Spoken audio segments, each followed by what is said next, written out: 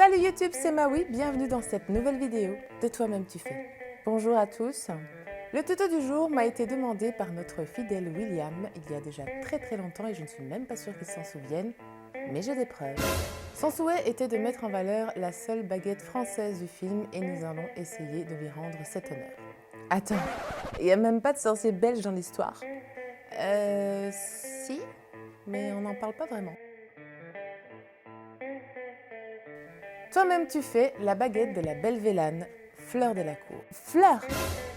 La meuf, elle s'appelle Fleur. Bah, elle a le droit, hein, il y a bien des gens qui s'appellent Rose, Marguerite, Fleur. Ah bah oui, il y a des gens qui s'appellent Pomme, Cerise, Myrtille, Fruit. Logique? Oh oui, elle s'appelle comme ses parents ont décidé qu'elle s'appellerait et puis c'est tout. Faut toujours qu'elle la ramène celle-là. Action!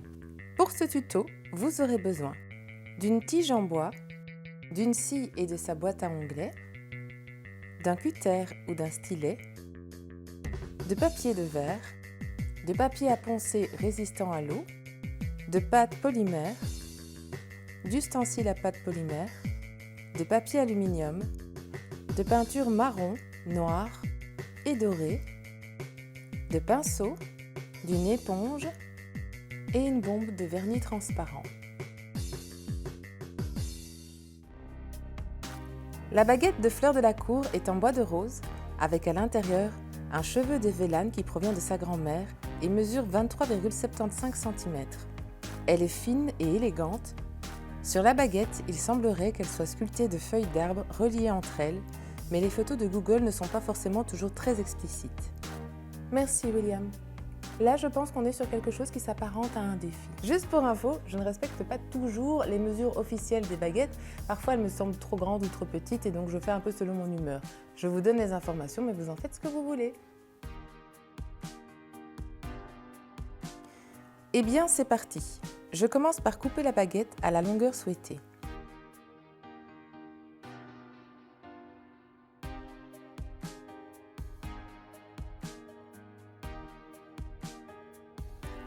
Ensuite, je vais tailler au cutter, au moins jusqu'à la moitié de la baguette.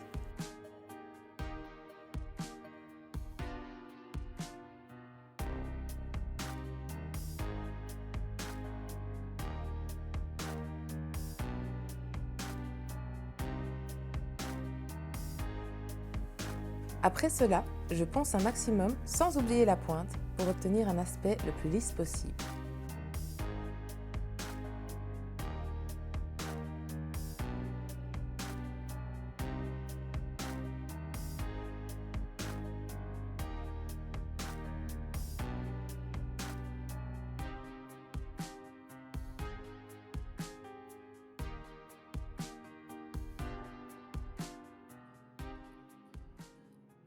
Ouais, c'est ici que les mange-morts s'empoignèrent.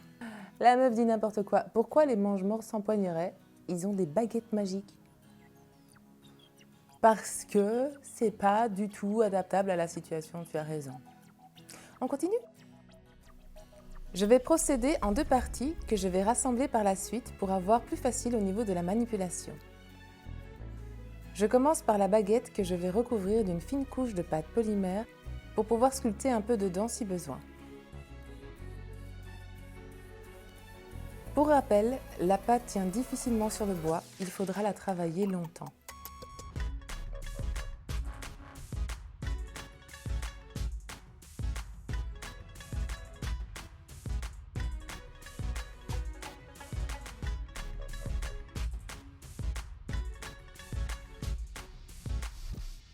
Étape suivante, je vais découper de petites feuilles d'arbre dans la pâte et venir les poser aléatoirement sur la baguette.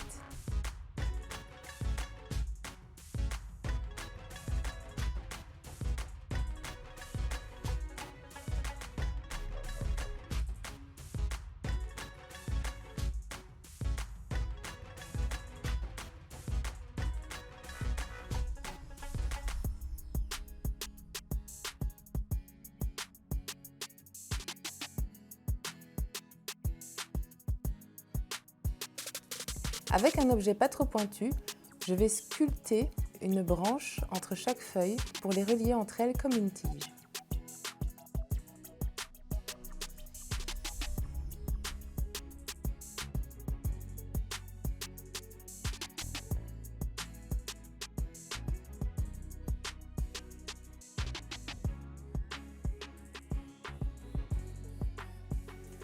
Lorsque je suis satisfaite du résultat, je passe ma réalisation au four selon les instructions du fabricant, mais en prenant en compte qu'il faudra la cuire une deuxième fois. Ce fut mon erreur, donc je vous préviens à temps. Pour la partie du manche, je vais faire une base en papier aluminium pour avoir un support plus ou moins rigide.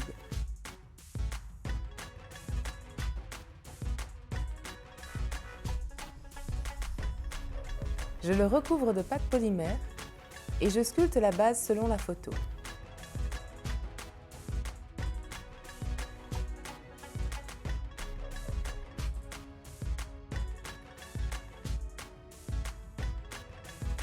J'ajoute les reliefs, de petites boules et d'autres formes.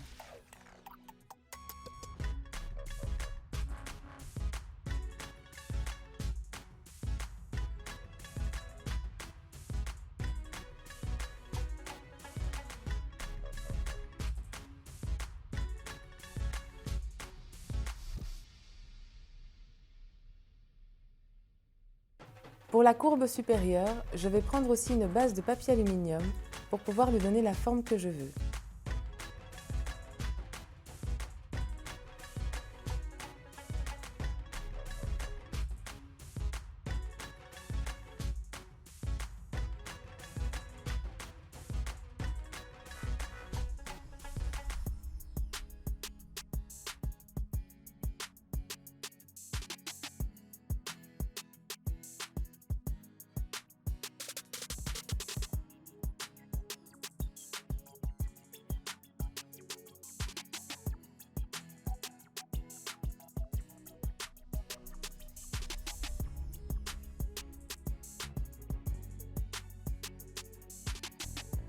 J'ai aplati le bord pour pouvoir le rouler.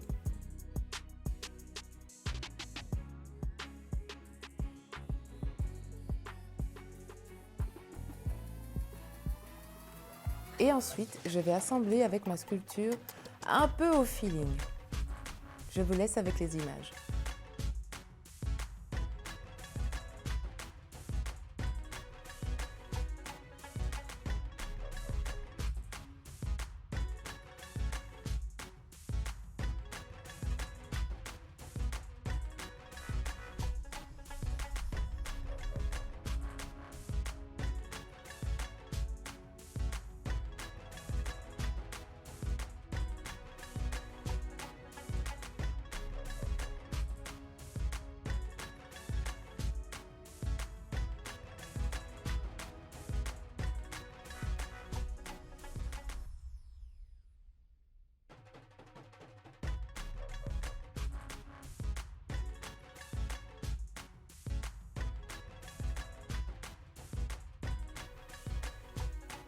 Une fois que j'ai obtenu une forme qui me satisfait, je vais passer au four selon les instructions du fabricant.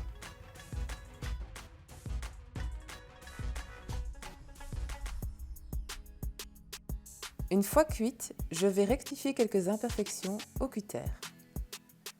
Ne faites pas comme moi et protégez vos mains pour éviter de vous blesser.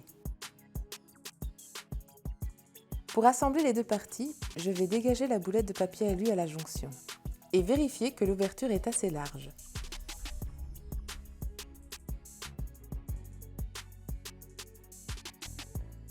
Je vais ensuite poncer au gros grain pour éliminer les coups de cutter.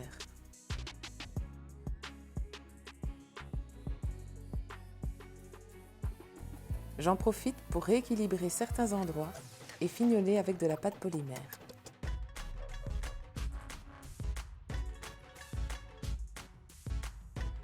Je fixe les deux morceaux avec de la colle forte et je viens sceller avec de la pâte polymère avant la deuxième cuisson.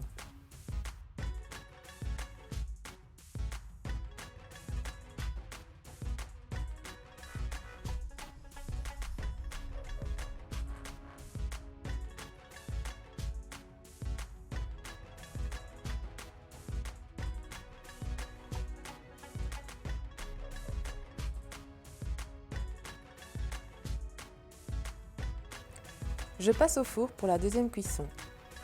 Pensez à diminuer la chaleur et laissez moins longtemps.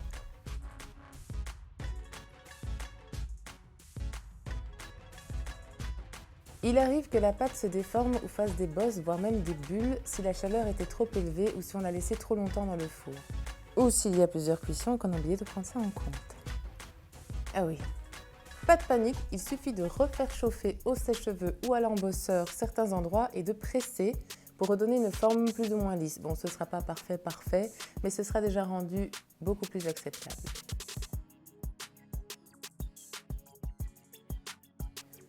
Ensuite, pour lisser la baguette, je vais poncer au papier de verre résistant à l'eau.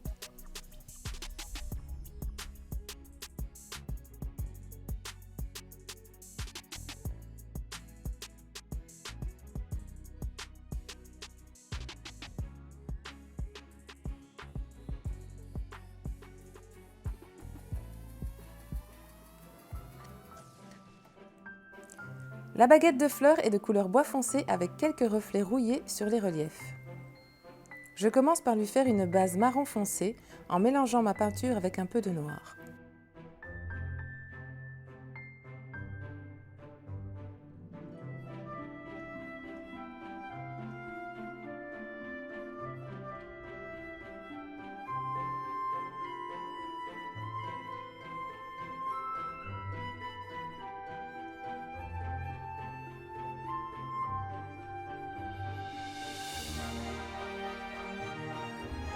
Une fois la base sèche, je vais éclaircir les arêtes avec un marron clair.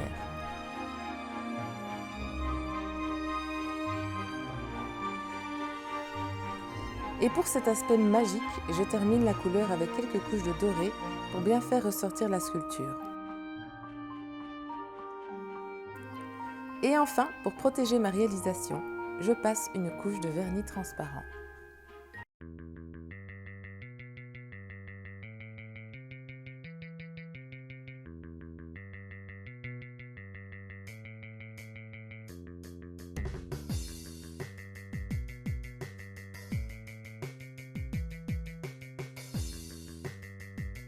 Bon bah, mission accomplie pour la baguette de Willy. Oui, je t'appelle Willy maintenant. Ah, mais la meuf, elle se permet n'importe quoi avec ses abonnés. Non, mais le respect est fixe. Ouais, elle fonctionne. Partagez la vidéo si elle vous a plu. N'hésitez pas à laisser un petit commentaire, un merveilleux pouce bleu. Abonnez-vous, activez la cloche, mangez équilibré. Attends. C'était Maui, c'est tout pour moi. Ciao!